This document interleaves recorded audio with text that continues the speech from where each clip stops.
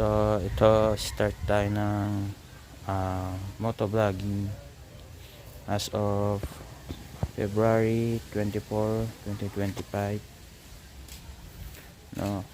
So ito yung mga motor na gagamitin natin. Mio Pasio, Yamaha, or Pasio na tinatawag ng iba.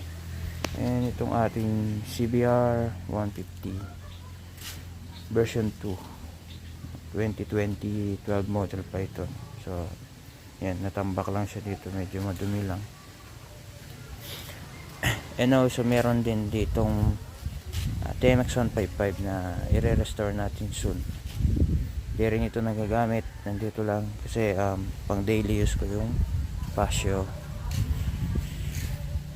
So yun, sana supportahan nyo ako sa journey na to. Thank you so much.